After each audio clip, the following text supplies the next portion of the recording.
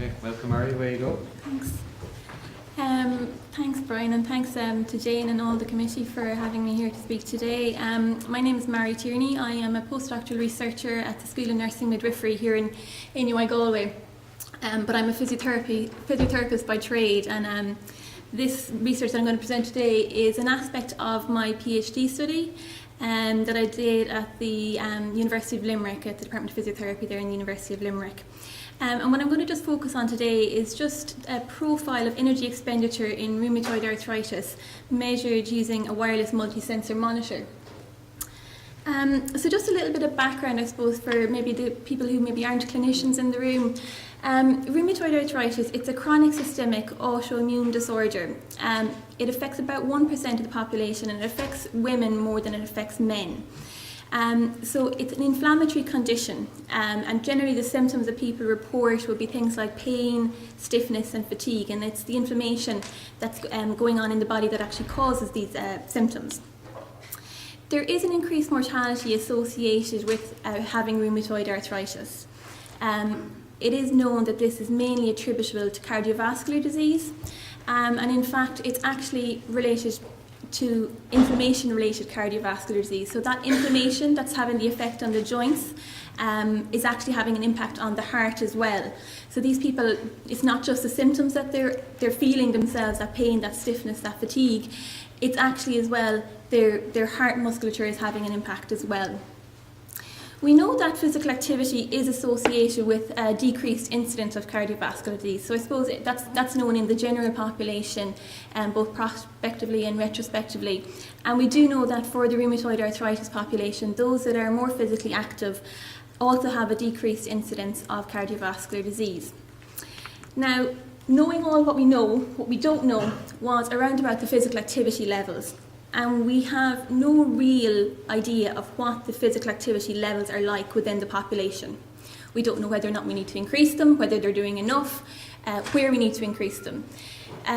There's been work done looking at physical activity levels previously. The problem with it is that a lot of the work has methodological flaws. An awful lot of work was done using subjective measures, so has patient bias associated with it. On the other hand, anything that's been done objectively, the tools haven't been validated, so we're not sure if they work in the rheumatoid arthritis population. So again, this population has a lot of pain and stiffness, sometimes can actually move a little bit different than the general population. So just because a tool is good to go in the general population doesn't necessarily mean it's good to go in the rheumatoid arthritis population. And then the second thing is that we don't actually know what factors are influencing physical activity in this population. So what groups we can target, what groups do we need to work most on, we don't really know the information around that.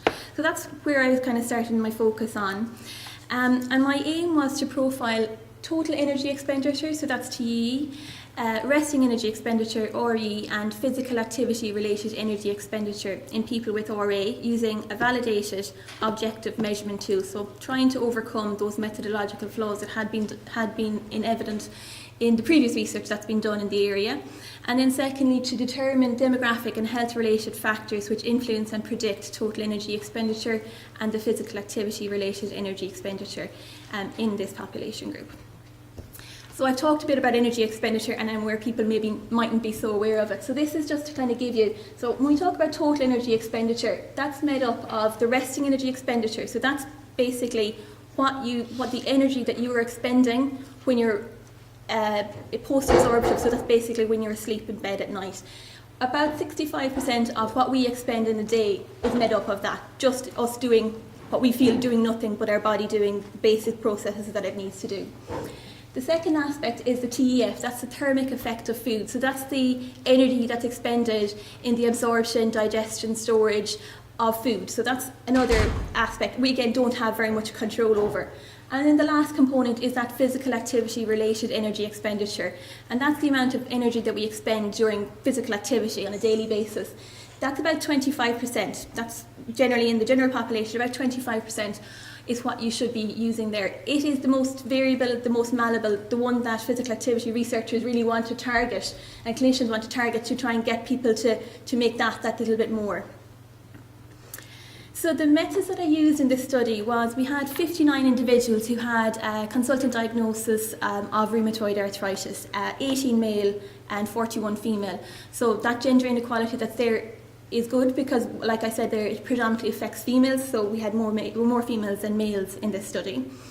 The technology that I used was a sensor armband. So this is a multi-sensor physical activity monitor, and it measures energy expenditure using proprietary algorithms that are developed by the manufacturer, but it uses these things to try and get that energy expenditure figure. They use a skin temperature, galvanic spin response, heat flux, so all things to do with the temperature and the amount of sweat that's produced by movement.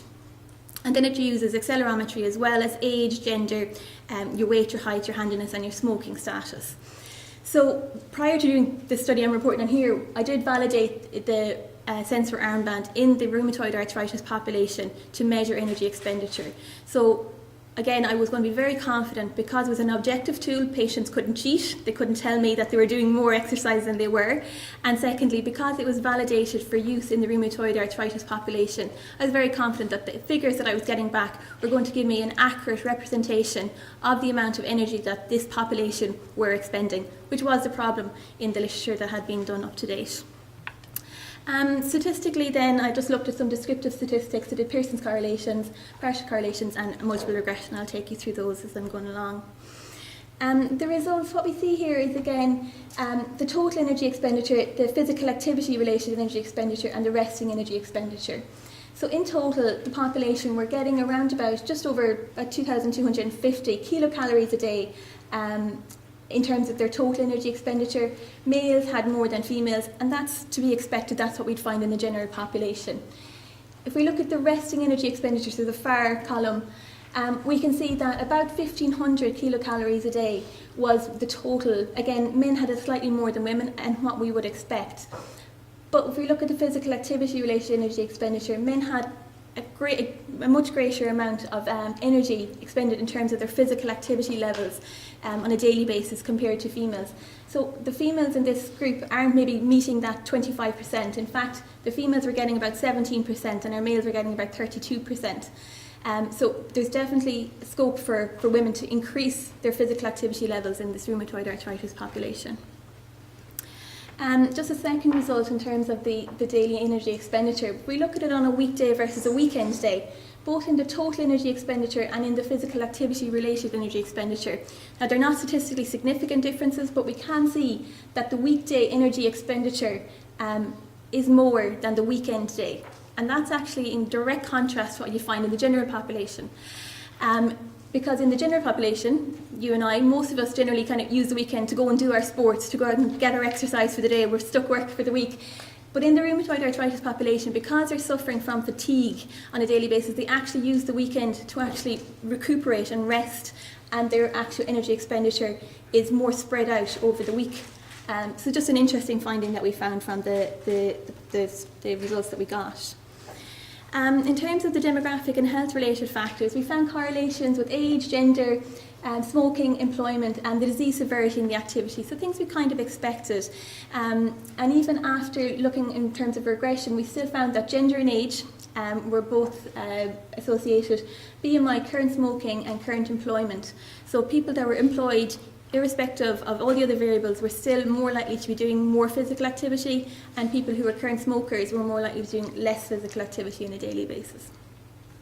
So I suppose just to finish off, we found that the energy expenditure levels were similar, although they were slightly lower than those that were previously published. But what this does add is it adds to the literature in this area of rheumatoid arthritis and in terms of their physical activity levels, because it's something that, like I said, first of all has got a lot of methodological flaws involved, but also there's very little research done on this physical activity related energy expenditure. A lot of studies focus on the total, but they don't focus on this malleable bit that we can actually change, that's physical activity related energy expenditure. And secondly, in terms of the demographic and the health-related factors, although we can't infer causation, this is just a cross-sectional study, but what we do is we can kind of pick out some of the groups that are more we can target to try and increase their physical activity levels. Like I said there, the female population are not doing as much activity as we'd like them to do. They're ones maybe we could look at to try and get them to do that bit more activity.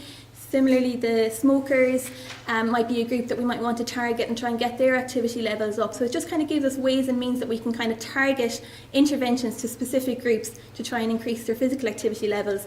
And I suppose the aim indeed is to try and reduce that inflammation-related cardiovascular disease in the future as well. So I'll leave it at that. Thanks very much.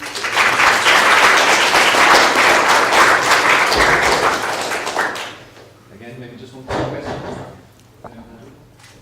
Just a curiosity for me, I'm always interested to know about the accuracy of kind of self-reported information.